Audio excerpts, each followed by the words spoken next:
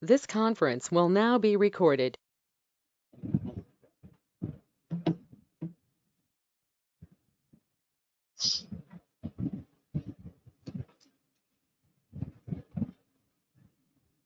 Hello, Yes, ma'am. good morning everyone. Today's our topic is tumors of salivary glands. So coming to the basic anatomy and the histology. So there are three pairs of major salivary glands and number of minor salivary glands. So other locations include the lateral margins of the tongue, palate, lips and the buccal mucosa. Whereas the seromucous glands of nasal cavity, larynx, bronchi and histologically similar to these areas are the histologically similar to the minor salivary glands. So the fundamental structure of all salivary glands is the acinar and ductal unit. So acini are variably composed of serous or mucous cells are the both. So what is the ductal unit? Ductal unit includes the striated duct, intercalated duct and an excretory duct. So acini and intercalated ducts are surrounded by the special cells called as myoepithelial cells. So preservation of the lobular architecture is an important feature which favors the diagnosis of a non-neoplastic process over a tumor. So which differentiates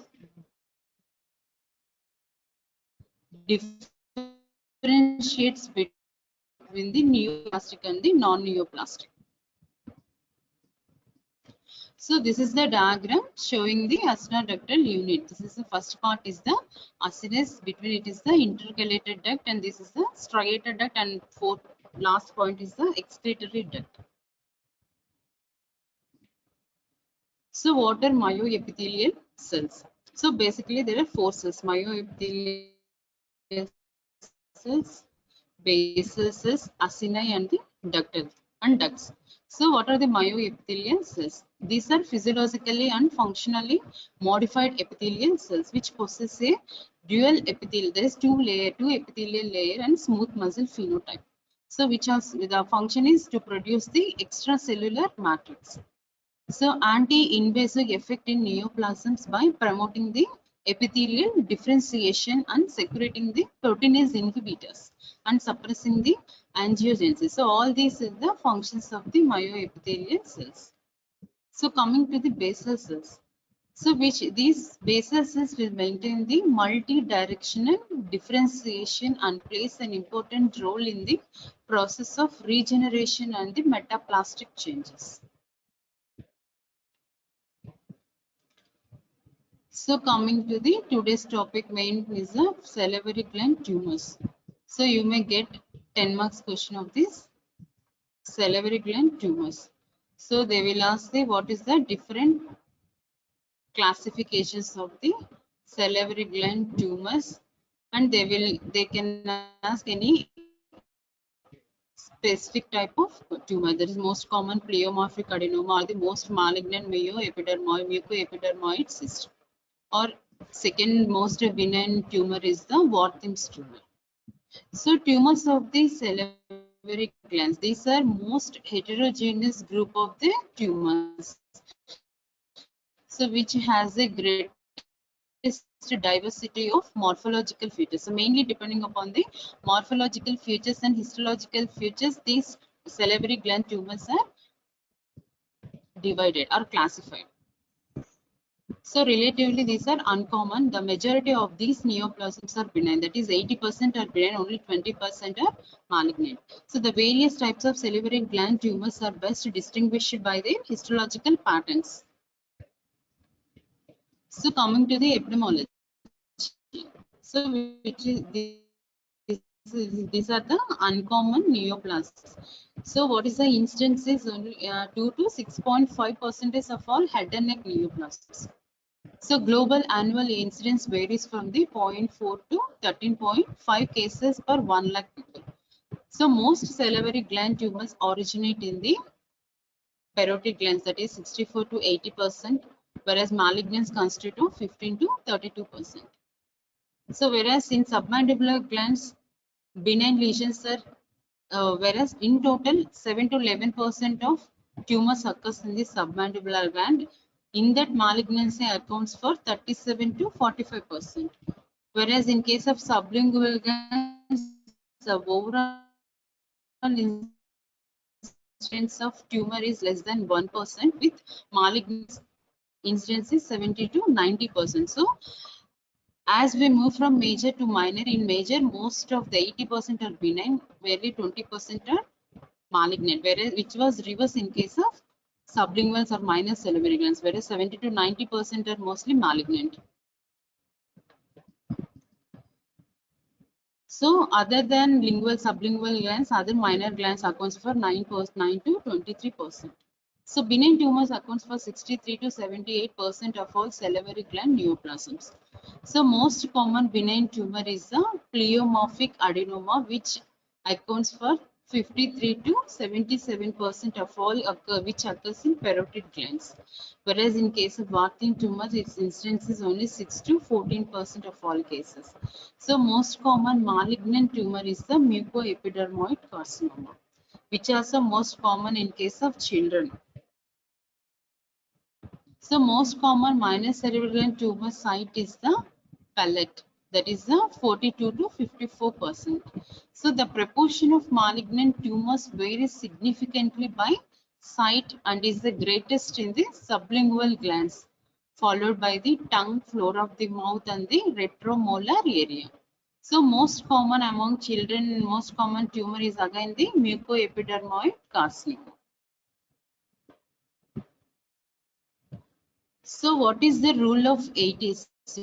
Rule of 80s accounts in that is parotid tumor. That is 80% of parotid tumors are benign, 80% of parotid tumors are pleomorphic adenomas, and 80% salivary gland pleomorphic adenomas occur in parotid only. And 80% of parotid pleomorphic adenomas occur in the superficial lobe.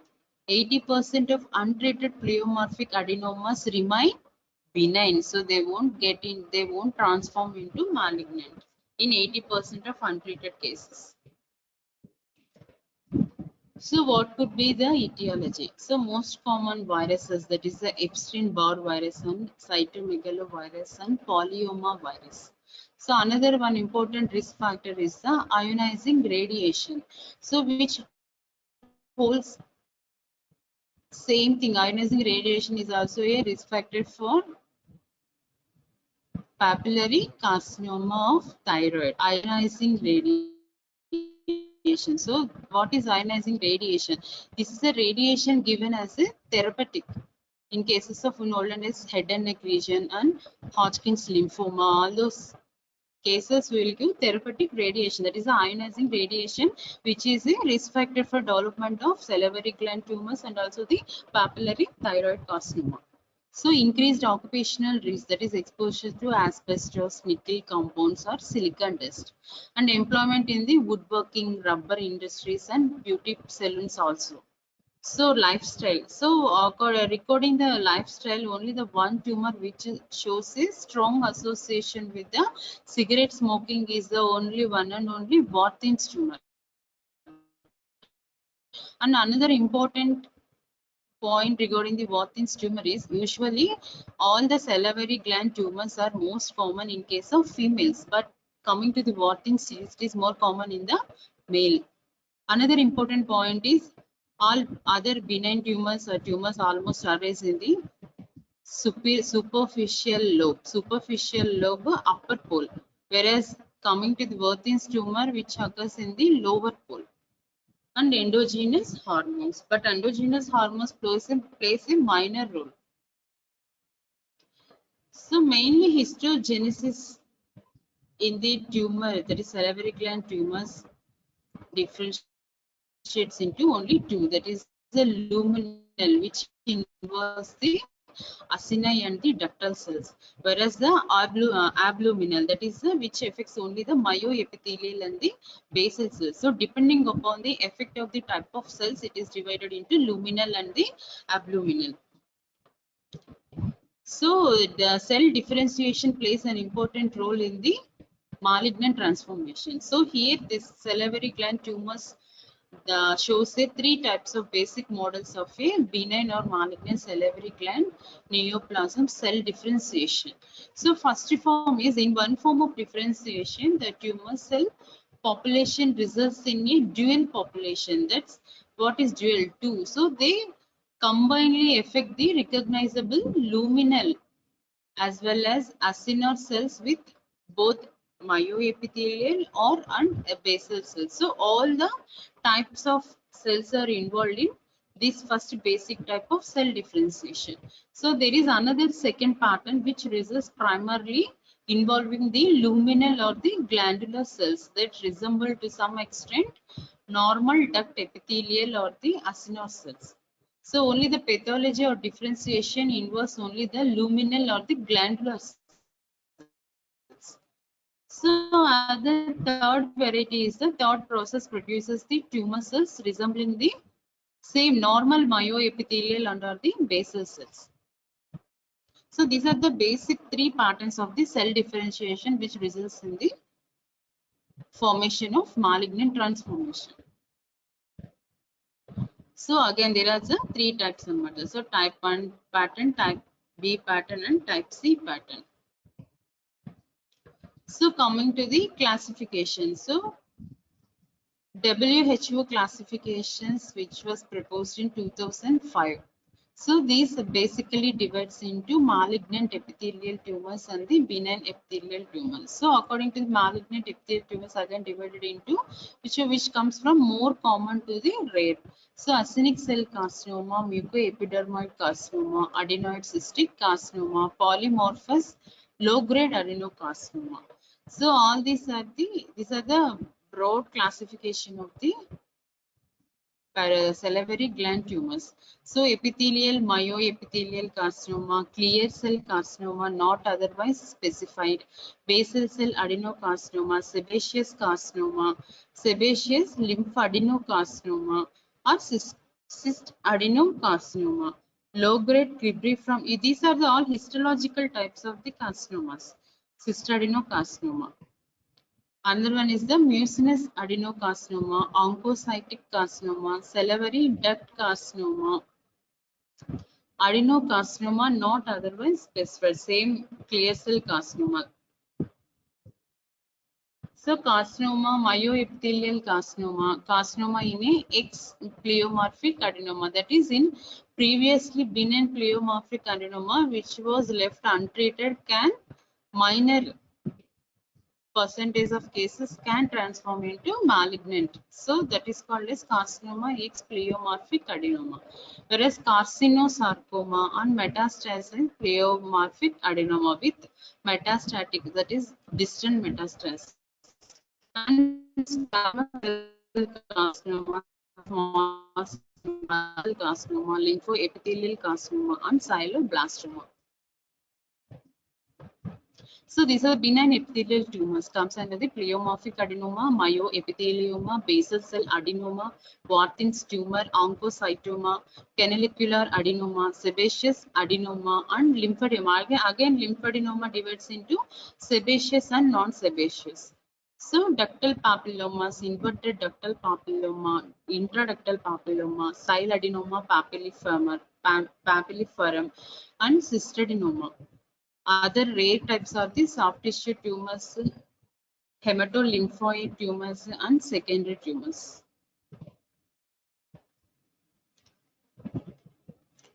Another type of classification depending upon the type, again subgrade and common examples. So first one is the adenoma. Under adenoma we will have two, pleomorphic and monomorphic. Common example of pleomorphic is the pleomorphic adenoma, whereas the monomorphic is the adenolymphoma, otherwise called as Warthin's tumor. Second classification is the carcinoma. It is a low grade, high grade. Under low grade, it will get actinic cell carcinoma, adenoid cystic carcinoma, and low grade mucoepidermoid carcinoma. Under high-grade adenocarcinoma, squamous cell carcinomas, high-grade mucoepidermoid carcinoma, hemangioma, and lymphangioma. So intermediate grade also will be there for mucoepidermoid carcinoma. So coming to the third type tumors is a non-epithelial tumors like hemangioma and lymphangioma. Whereas under lymphomas, primary lymphomas and secondary lymphomas. Whereas primary lymphomas comes example are the non-Hodgkin's lymphomas, whereas secondary lymphomas like in Sjogren's syndrome. Second type of tumors, then other type of tumors is the secondary tumors. Under secondary tumors, local and distant metastasis. Local metastasis tumors of the head and neck, whereas distant is skin and bronchus. Unclassified tumors and tumor-like lesions. So unclassified tumors are these are the rare type of tumors. So tumor-like lesions are again they divided into solid lesions and the cystic lesions. So solid lesions includes the examples of benign lymphoepithelial lesion and adenomatoid hyperplasia. Whereas cystic lesions example is the salivary gland cyst. So coming to the most common type of salivary gland tumor is the pleomorphic adenoma, otherwise called as mixed tumor. So the name was suggested by Willis, most common neoplasm of the salivary gland tumor, which consists of cells exhibiting the ability to differentiate to epithelial, that is the ductal and non-ductal cells, and mesenchymal, chondroid, myxoid, and osseous. Hence it is called as mixed. Other names of this is branchioma, enclavoma, teratoma, cylindroma, myxochondrocarcinoma. So salivary glanduloma's most common origin as classification itself we said, no, it is epithelial. So which shows the cytogenic abnormalities in chromosomes 12q and 13, 15. So putative pleomorphic adenoma will have the mapped to chromosome 8q12 with a special gene called as PLAG1. So coming to the histogenesis, so numerous theories have been proposed, but the tumor is centered around the myoepithelial cells and the reserve cells. So ultrastructural studies have confirmed the presence of ductal and the myoepithelial cells. So all these are the proposed theories for the tumor transformation. So according to the Hubner and Associates, cell responsible for morphological diversity is the main myoepithelial cell, which produces the fibrous, mucinous, chondroid, and osseous areas. So the important cell is here is the myoepithelial cell. So according to Rigigi and Batsakis, so there is an intercalated duct reserve cell can differentiate into ductal and the myoepithelial cells. This cell in turn can undergo the mesenchymal metaplasia. So according to Dodick and his associates, neoplastically altered epithelial cells with the potential for multidirectional differentiation might be genetically responsible for the pleomorphic adenoma. So coming to the clinical features, so most common tumor rate of occurrence is 60 to 70% in parotid gland, whereas 40 to 60% in submandibular gland, 40 to 70% in minor salivary glands, and very rare in sublingual glands. So age is 30 to 50 years. Female predominance. So with the female male ratio 3:1 to 4:1. In parotid presence in the lower lobe of the superior lobe as a mass over the angle of the mandible below and in front of the ear. So clinical presentation though, so the patient presents with a painless, slow growing, firm mass, initially small in size and begins to increase in size within a span of short duration. So initially movable, but with continued growth, which becomes more nodular and less movable. So recurrent tumor will have a multinodular inconsistency fixed on palpation. So pleomorphic can also occur intraorally. That is, common site is the pellet. So it can range rarely ulcerated unless it is secondarily infected or trauma. These are the examples. These are the figures showing the patients with the pleomorphic adenoma. So rarely it can occur in deep lobe also. Commonly it occurs in, it involves only the superficial lobe, but rarely it can involve the deep lobe also. So second figure, female with the deep lobe involvement of the. So here second, this one is the parotid, this one is the submandibular. So what are the investigation? So actually for benign lesions, all those things, first most the choice of investigation is the ultrasound. So ultrasound of the involved region. If at all it is a case of parotid, then parotid region or neck salivary gland like that. But in case of carcinoma, to know the whether the facial nerve is involved or the deep lobe is involved, for all those things we should go for CT scan and MRI. For the confirmation of the test is diagnosis is the FNAC. So in FNAC, we can differentiate only whether it is a benign or malignant. Other facial nerve involvement or any masseter involvement, other locally, then what is locally metastatic, local distant metastasis, all those things we will get through the MRI and the CT scan. So basically, the pleomorphic adenoma will have a characteristic classical gross appearance and the histological features. By this only we will confirm malignant pleomorphic adenoma. So gross pathology. So benign tumor showing the cell encapsulated mass. So cut surface of the tumor is tan colored and glossy in appearance. All these are the specimen. So if you by after surgery you will remove the specimen along with the tumor, then we will send for the histopathological examination. So there the gross pathology looks like this. So histopathological appearance. So hallmark is the morphological diversity. So which is characterized by the variable, diverse structural and the histological patterns. So it demonstrates the glandular epithelium and the mesenchymal tissue. So the proportion of each component varies widely. So typically a well circumscribed, it is an encapsulated tumor. The epithelium often forms the ducts and cystic structures or may occur as islands or sheets of cells. So anastomosing the cords and foci of keratinizing squamous cells and the spindle cells.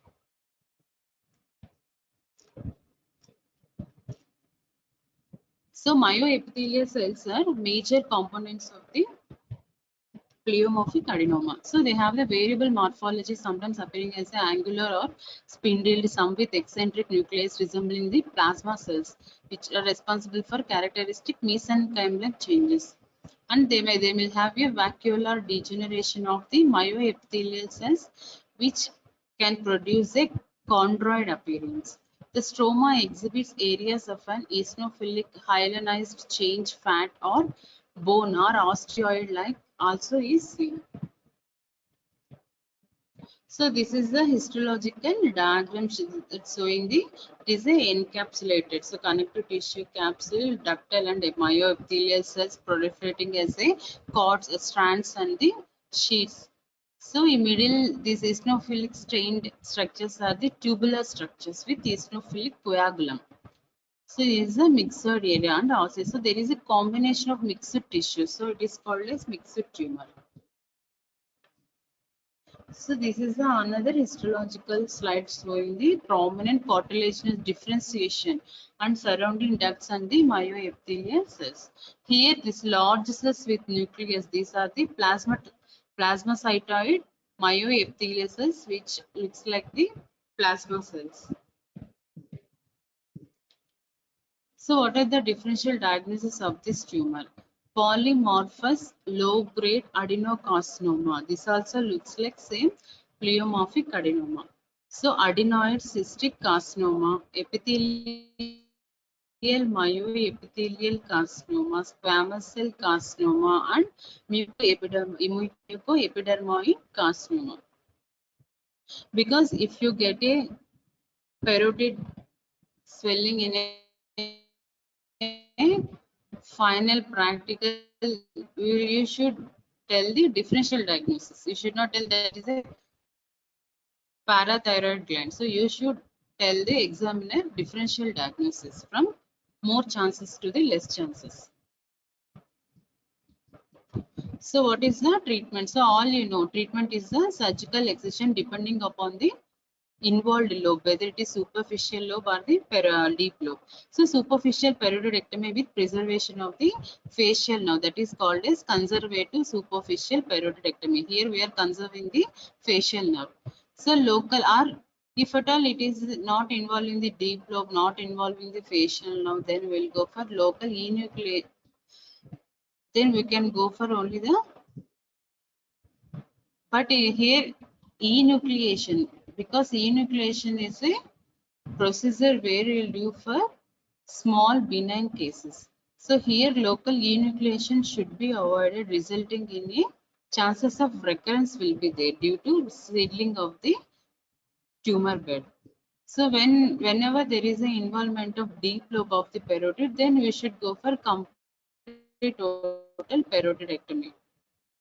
So necessary also with the preservation. So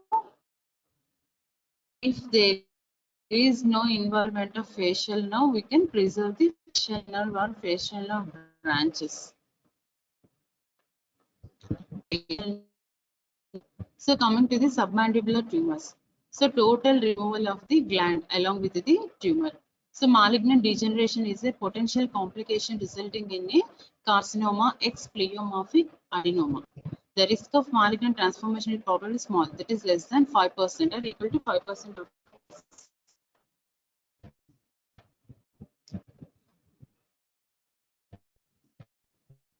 So coming to the Watkin's tumor. So papillary cyst adenoma lymphoma or adenolymphoma, these are the other names for Watkin's tumor. So 5 to 14% of parotid neoplasms. This is the second most common benign tumor. So pathogenesis is uncertain, which is believed to arise from the heterotrophic salivary gland tissue, which is found within the parotid lymph nodes, or proliferation of salivary gland ductal epithelium that is associated with the secondary formation of the lymphoid tissue. Hence, it is called a cyst adenoma lymphomatosum. So, which is the risk factor? Is smokers, which I have already earlier told that these tumors will have, smokers will have 8-fold greater risk for development of Watkin's tumor, and another association is the Epstein-Barr virus infection. So what are the clinical features? So almost exclusively restricted to the parotid gland, which appears as a painless, slow-growing nodular mass, firm or fluctuant on palpation. Tail of the parotid is the common site. Unique characteristic which occurs bilaterality, that is 5 to 14%, which is rare in submandibular or the lingual glands. Older Caucasians and males are the more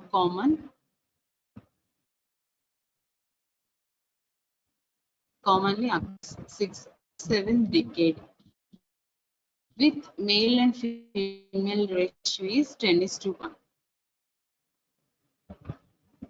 This is the gross appearance. It is also encapsulated, smooth or lobulated surface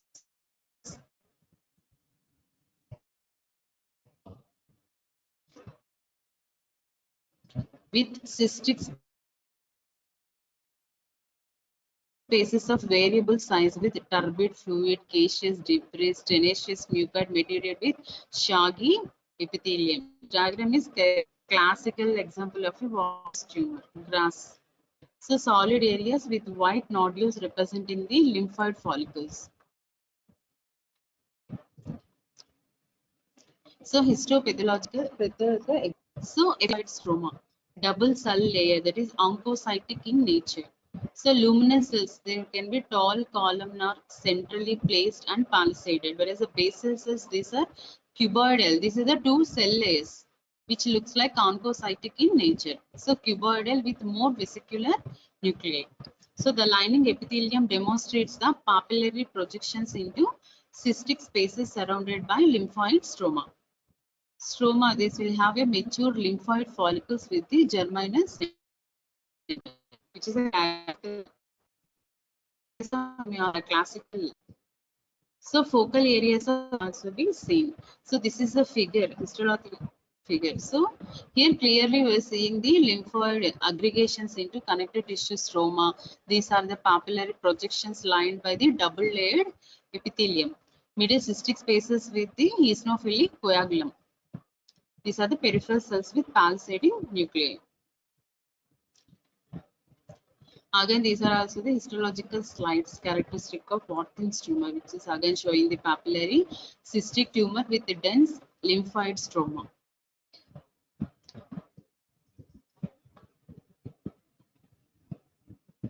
This is also a lymphoid follicles. So differential diagnosis. What is the differential diagnosis for Watkins tumor? First one is the oncocytic papillary cyst adenoma. Here also the same histological features will be there. So lymphoepithelial cystic lesions such as simple benign lymphoepithelial cyst, which is not related to the retrovirus. Other one is the retroviral related parotid cyst, not swellings. These are the parotid cyst. And lymphoepithelial sialadenitis can also looks like Watkins tumor. Other one is the Maltase is associated with the lymphoid aggregations. So mucosa associated lymphoid tissue, malt tumors or small mass or smalt mass or tumors can also be a differential diagnosis for Watkins tumor. So treatment and prognosis. So same for any tumor, the treatment is the same depending upon the lobe involvement, surgical excision. But here the malignant transformation is rare. So mostly Watkins tumor also can manage it with the superficial parotidectomy. So what is the instance of malignant change in Watkins tumor? Even though it is rare, it is instance is only 1%. So it will have two components, epithelial component. So from epithelial component, what are the malignant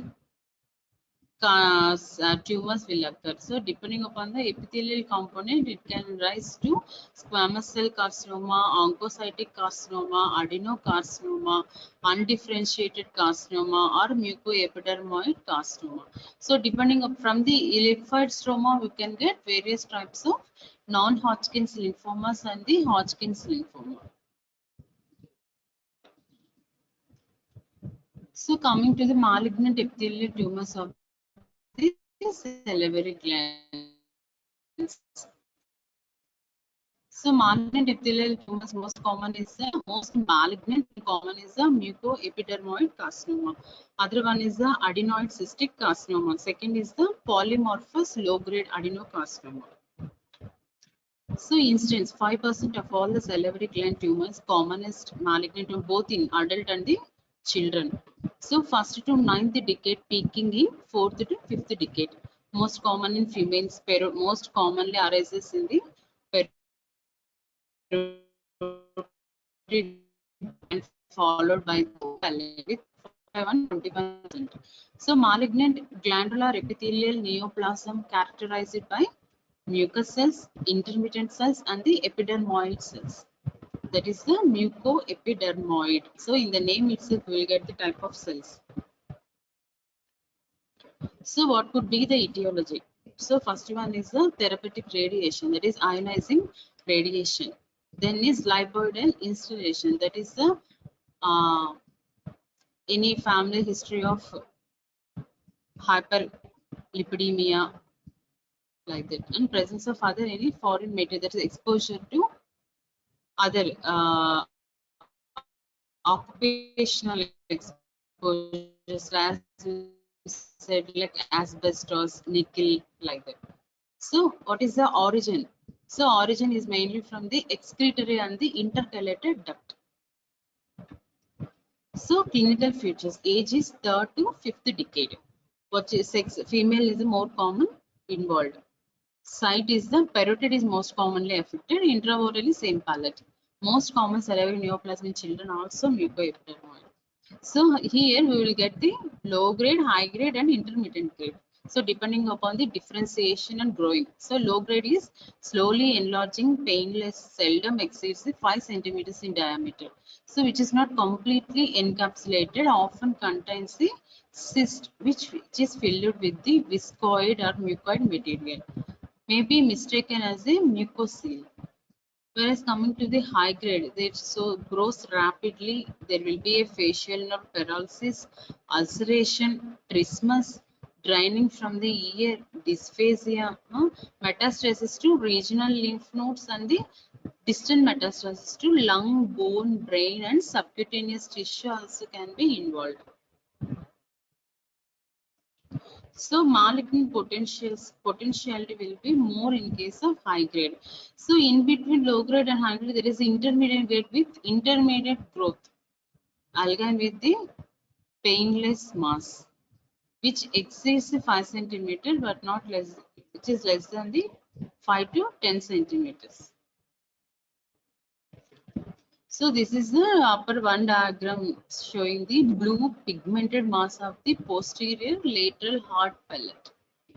Here is the mucoepidermoid carcinoma along with the that is mass of the tongue.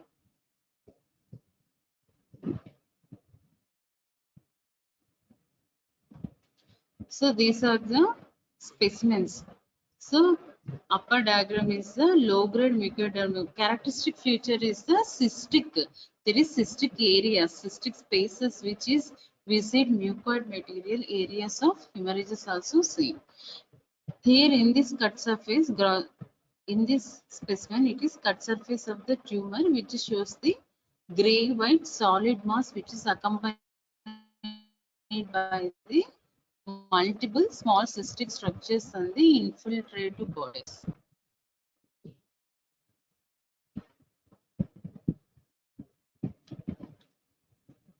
So histopathological features. So mainly characterized by the variety of the cell types and the growth patterns. So they are composed of first mucus secreting cells are epidermoid cells, intermediate cells or columnar or the clear cells. So what are the grades? Low grade, intermediate grade and the high grade. So coming to the mucus cells, they vary in shape, abundant pale foamy cytoplasm that stains the positive for the mucin stains.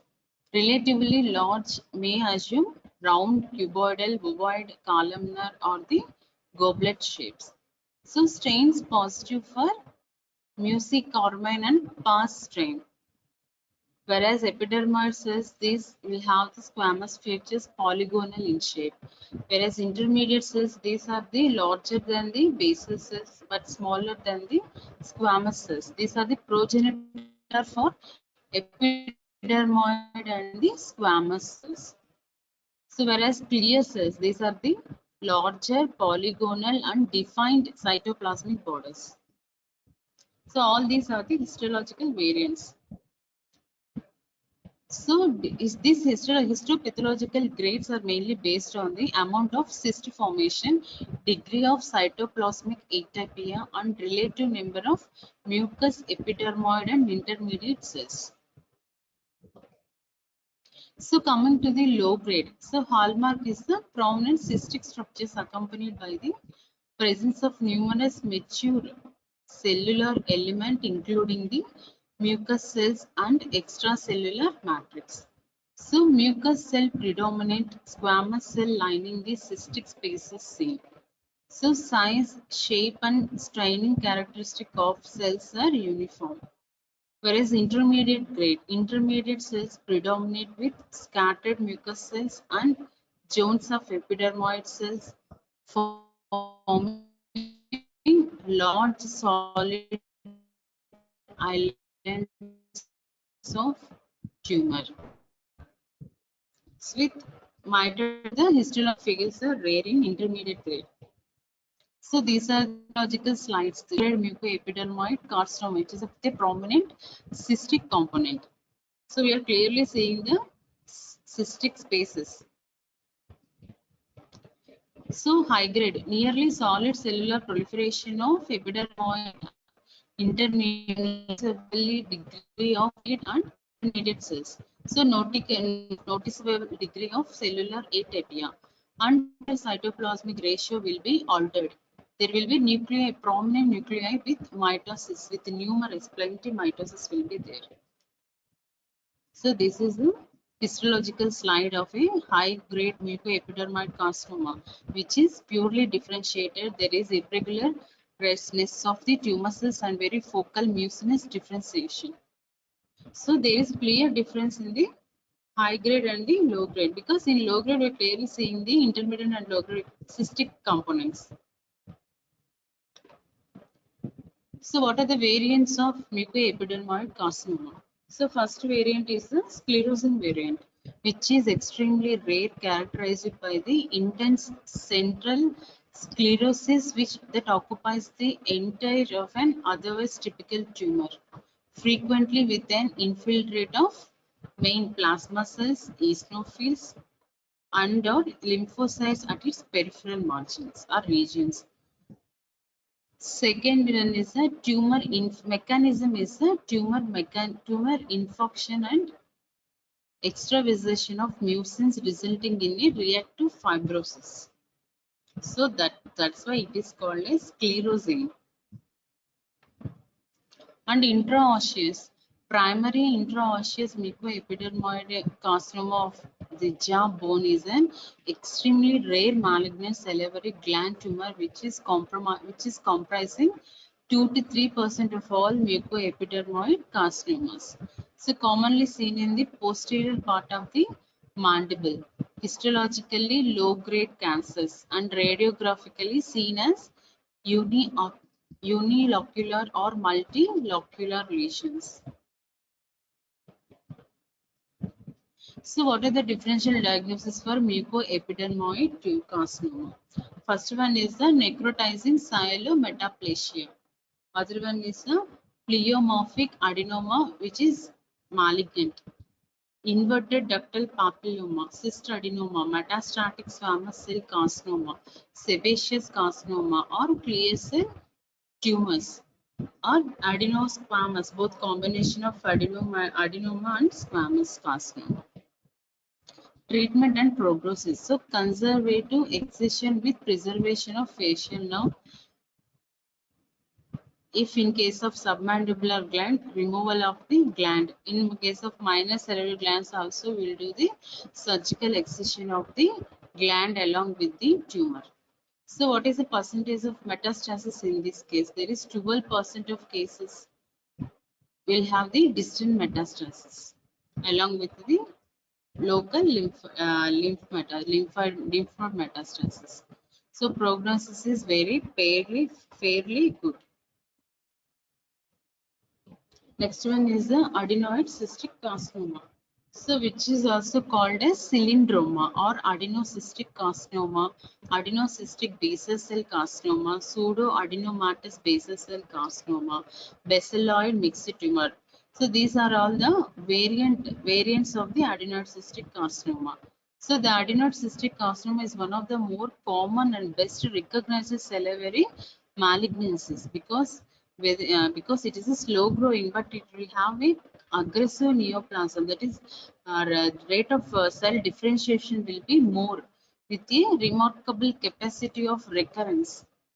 Not only recurrence, what is the importance in case, what is the important point should be kept in mind in case of adenocystic carcinoma is it will have a early neural invasion.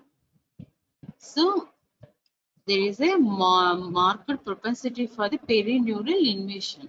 Adenoid cystic carcinoma is a baseloid tumor consisting of epithelial, myoepithelial, and variable morphological configurations. These are the tubular, cribriform, cystic, and the solid patterns. So coming to the clinical features with female predominance. So 50 to 60% within the minor salivary glands in a descending order, that is a palate followed by tongue and then buccal mucosa. So it is a slowly growing mass. So pain is a common and important finding due to perineural invasion. And patients often complain of a constant low-grade dull ache which gradually increases in intensity. So facial nerve paralysis may develop with parotid tumors.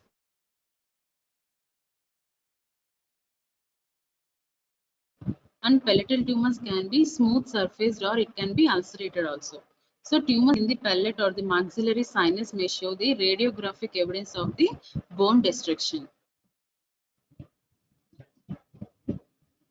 So see here, this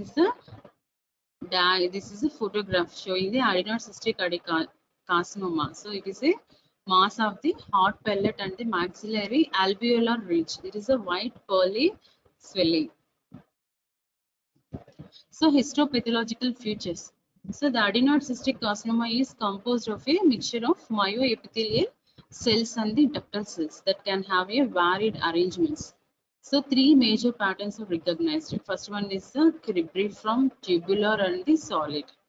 So usually a combination of these is seen and the tumor is classified based upon the predominant pattern.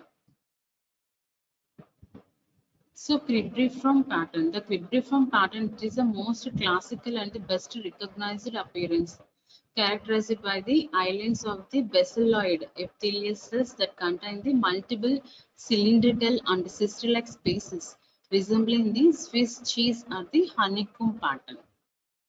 So the salivary gland tumor, which shows the histological appearance of Swiss cheese or honeycomb pattern, is a cribriform variant of the adenolymphoma, adenocystic lymphoma. So these spaces often contain a mildly basophilic mucoid material, a hyalinized eosinophilic product, or a combined mucoid hyalinized appearance. So sometimes the hyalinized material also surrounds the cribriform islands. So tubular pattern that are lined by the stratified cuboidal epithelium. Longitudinal section will show the ductal structures as ducts or the tubules. So lumina contains the mucinous substance which is para-amino sulfonyl urea positive. And cribriform pattern may exist with the, they can also combine with the tubular pattern also. So this is the histological appearance where we will see the tubular pattern of the adenocystic carcinoma. So solid pattern, solid groups of cuboidal cells with little tendency towards the ducts or the cyst formation and arranged in nests or seeds of varying size and the shape. So areas of necrosis are also seen. So cellular pleomorphism, mitosis are also observed. So this is the histological appearance of the solid pattern of the adenoid. So there is no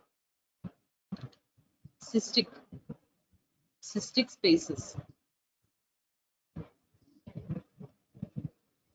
So this is the Anderson cancer. That is a grading system. So criteria for grading.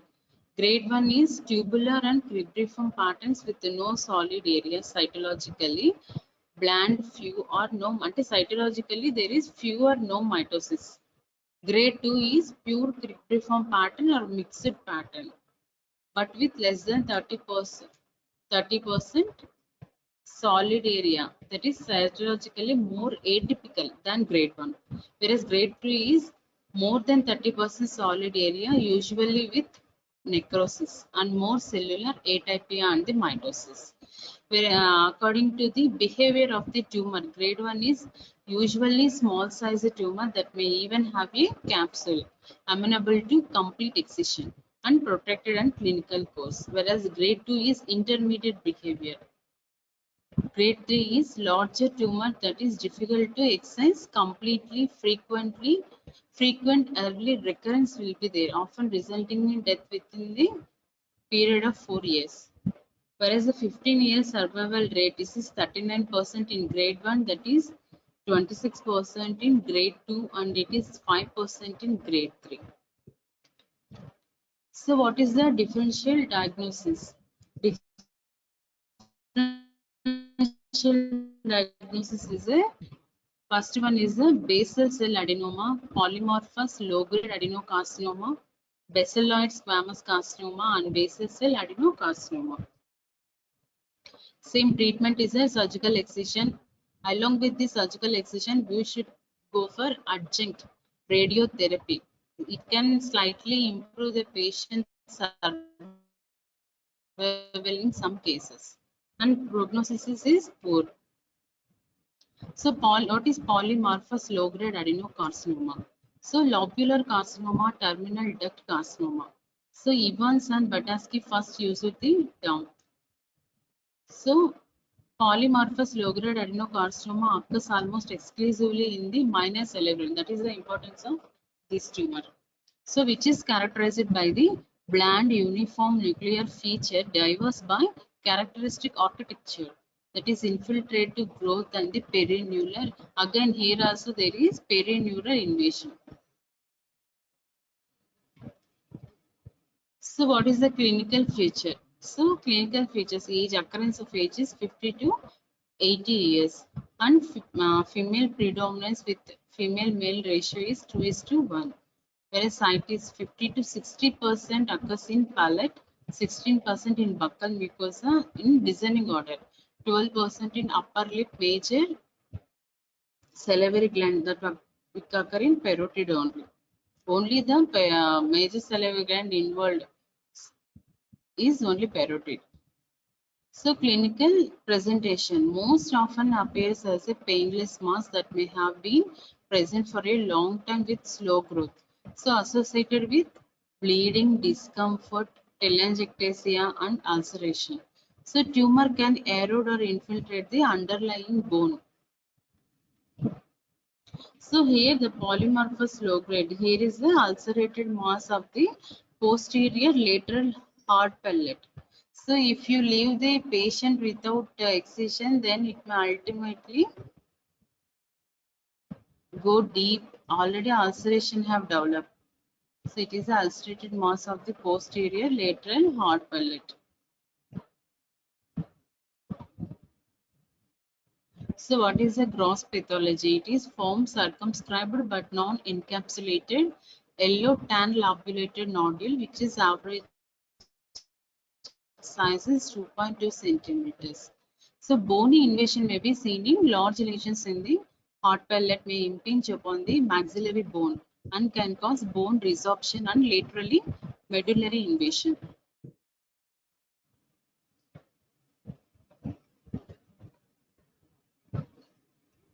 So histopathological features. So characterized by the infiltrative growth with diverse morphology and uniform nuclear appearance. At low power, the tumor sometimes appears well circumscribed. So peripheral cells are usually infiltrative, invading the adjacent tissue in a single file fashion. So different growth pattern, hence the name polymorphous. So variety of growth patterns like solid, ductal, cystic, tubular, and the cribriform.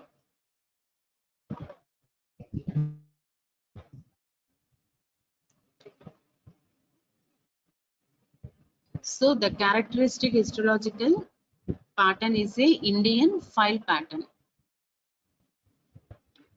So the tumor stroma varies from mucid to hyaline and in some areas separated by fibrovascular stroma. In some tumors, a cribriform pattern can be produced that mimics the adenoid cystic carcinoma. So mitotic figures are uncommon and perineural invasion is common. So differential as is earlier said that pleomorphic adenoma and adenoid cystic carcinoma. Treatment and prognosis. The polymorphous low-grade adenocarcinoma is best treated by the wide surgical excision, sometimes including the resection of the underlying bone because bone. The characteristic feature of this tumor is underlying bone resorption. So metastasis to regional lymph nodes is relatively uncommon, occurring in just less than 10% of patients. So therefore, radical neck dissection seems unnecessary in this patient. So distance metastasis is rare.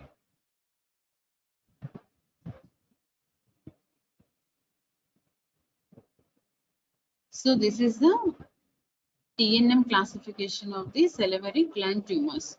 So T is a tumor, X is a tumor cannot be assessed. T0 is a no evidence of primary tumor. T1 is a tumor less than 2 centimeters without extra parenchymal spread. Whereas T2 is a tumor 2 to 4 centimeters without extra parenchymal extension. T3 is tumor more than 4 centimeters or with extra parenchyma, with any size with extra parenchymal spread but no facial nerve spread.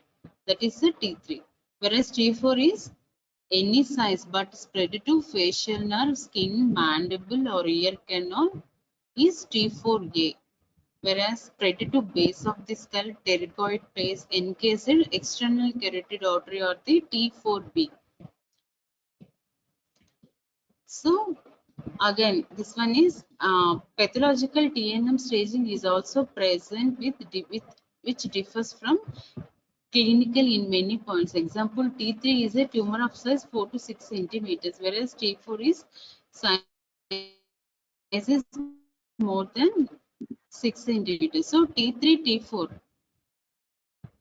More important point is extra parenchymal spread will be there. So NX is nodes not assessed, N0 regional nodes not involved, N1 is a single ipsilateral node less than 3 cm. So this type of TNM staging is N staging is same for all head and neck tumors. So N1 is ipsilateral less than 3 centimeters single, N2A is single ipsilateral node 3 to 6 centimeters, 2B is multiple ipsilateral less than 6 centimeters, 2C is bilateral or contralateral nodes less than 6 centimeters, whereas N3 is single node spread more than 6 centimeters. So metastasis M0 is no distant spread, M1 is distant spread is there. So thank you. Background.